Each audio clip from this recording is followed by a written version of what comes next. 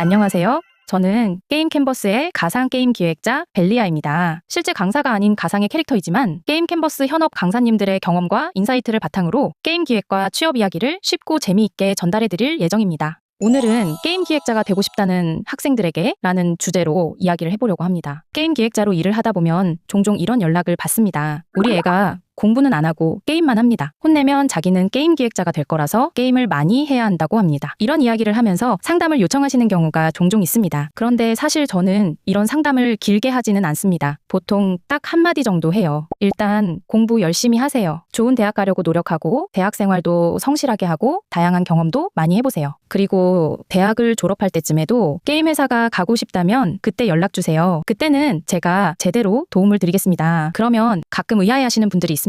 아니, 게임 기획자가 되고 싶다는데 왜 공부를 하라고 하지? 오늘은 그 이유를 이야기해 보려고 합니다. 제가 학생분들을 만나면서 자주 보게 되는 착각 3가지를 중심으로 말씀드려 볼게요. 첫 번째 착각. 게임을 많이 하면 게임 회사에 갈 수 있다? 이건 정말 많은 학생이 하는 착각입니다. 사실 학생으로서는 그렇게 생각할 수도 있어요. 축구 선수는 축구를 많이 해야 되고 야구 선수는 야구를 많이 해야 되고 프로게이머는 게임을 많이 해야 되니까 게임 개발자도 게임을 많이 해야 되는 거 아니냐. 충분히 할 수 있는 생각입니다. 그런데 여기에는 아주 중요한 차이가 있습니다. 프로게이머는 게임을 잘하는 사람이고 게임 개발자는 게임을 만드는 사람입니다. 비슷해 보이지만 사실은 전혀 다른 영역이에요. 예를 들어 볼까요? 여러분이 치킨을 정말 좋아한다고 해봅시다. 일주일에 5번씩 먹고 어느 브랜드가 맛있는지 다 알고 신메뉴가 나오면 누구보다 먼저 먹어봅니다. 그렇다고 치킨집 사장이 될 수 있을까요? 아니죠. 치킨을 만드는 법도 알아야 하고 재료 원가도 알아야 하고 가게 운영도 알아야 하고 직원 관리도 알아야 합니다. 게임도 마찬가지입니다. 게임을 즐기는 것과 게임을 만드는 것은 다른 이야기예요. 그래서 저는 학생분들에게 이런 이야기를 자주 합니다. 유튜브에 유니티 게임 만들기를 검색해보세요. 그리고 가장 쉬운 예제를 하나 따라 만들어 보세요. 정말 간단한 게임 하나만 만들어봐도 생각이 많이 바뀝니다. 게임 하나를 만드는 과정에는 생각보다 엄청나게 많은 요소가 들어가거든요. 캐릭터는 어떻게 움직일지, 점수는 어떻게 계산할지, 적은 어떤 패턴으로 공격할지, UI는 어떻게 보여줄지, 실패 조건은 무엇인지 이런 것들을 하나씩 정해야 합니다. 그리고 그 과정에서 대부분의 학생이 깨닫습니다. 게임을 좋아하는 것과 만드는 것은 다르구나. 저는 게임을 좋아하는 것은 굉장히 좋은 출발점이라고 생각합니다. 하지만 게임을 좋아하는 것만으로는 부족합니다. 게임을 만드는 사람이 되려면 게임을 분석하는 능력, 문제를 해결하는 능력, 무언가를 설계하는 능력이 필요합니다. 만약 게임을 잘하는 사람만 뽑는다면 게임 회사는 채용 공고를 낼 필요도 없겠죠. 랭킹 1등부터 연락해서 데려오면 되니까요. 하지만 실제 게임 회사는 그런 사람보다 함께 게임을 만들 수 있는 사람을 찾습니다. 두 번째, 착각.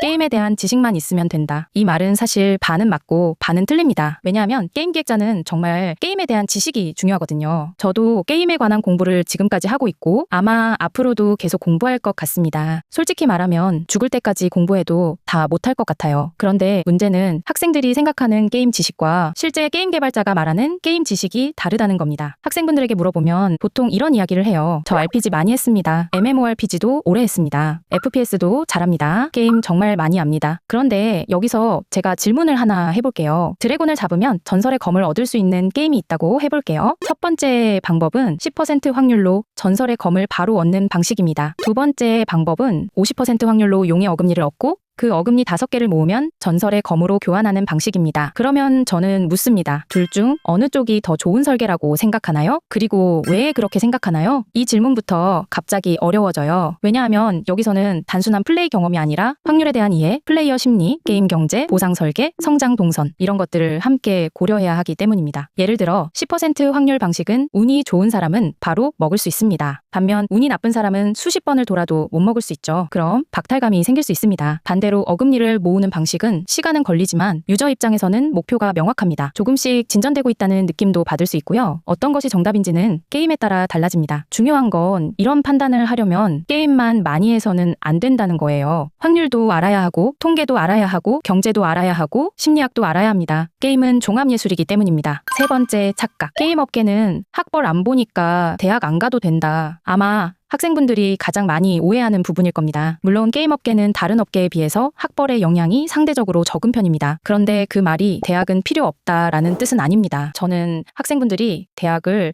너무 취업 관점으로만 보는 것 같아요. 대학은 취업 티켓이 아닙니다. 대학은 경험을 쌓는 공간이에요. 더 높은 수준의 지식을 배우고 다양한 사람들을 만나고 새로운 세상을 경험하는 공간입니다. 제가 자주 하는 말이 있습니다. 게임 기획자에게 도움이 되지 않는 지식은 없다. 왜 이런 이야기를 할까요? 게임 개발은 결국 새로운 아이디어를 만드는 일이기 때문입니다. 그리고 새로운 아이디어는 다양한 경험과 다양한 지식에서 나옵니다. 유명한 이야기 중에 스티브 잡스의 스탠포드 연설이 있죠. 거기서 캘리그라피 이야기를 합니다. 당시에는 그 지식이 어디에 쓰일지 몰랐는데 나중에 매킨토시의 아름다운 폰트 디자인으로 연결되었다는 이야기입니다. 저는 이 이야기에 정말 공감합니다. 여러분이 지금 배우는 수학, 과학, 역사, 국어, 영어 당장은 의미가 없어 보일 수 있습니다. 저도 학생 때는 그랬어요. 삼각함수를 왜 배우는지 모르겠고 역사를 왜 알아야 하는지도 모르겠고 영어 단어를 왜 암기해야 하는지도 몰랐습니다. 그런데 시간이 지나고 보니까 그 모든 것들이 조금씩 연결됩니다. 게임을 만들 때도 마찬가지고요. 그래서 저는 학생분들이 공부를 단순히 입시를 위한 과정으로만 생각하지 않았으면 좋겠습니다. 그건 여러분의 가능성을 넓히는 과정이기도 합니다. 대학에 가게 된다면 동아리도 해보고 여행도 가보고 친구들도 많이 만나보고 새로운 분야도 공부해보세요. 그리고 그 과정에서 정말 내가 어떤 사람이 되고 싶은지 고민해보세요. 게임 개발 공부는 그때 시작해도 늦지 않습니다. 오히려 훨씬 넓은 시야를 가지고 시작할 수 있습니다. 대학을 인생의 어떤 종착역으로 생각하지 마시고 내가 보다 더 높은 퀄리티의 지식을 쌓아가고 다양하고 풍부한 경험을 하기 위한 어떤 통과점으로 생각하면 좋겠어요. 그리고 그 경험들은 반드시 여러분의 미래에 어떤 식으로든 영향을 끼치게 될 것입니다. 더 많은 선택지, 더 나은 판단, 더 많은 기회를 잡을 수 있는 토대가 될 거예요.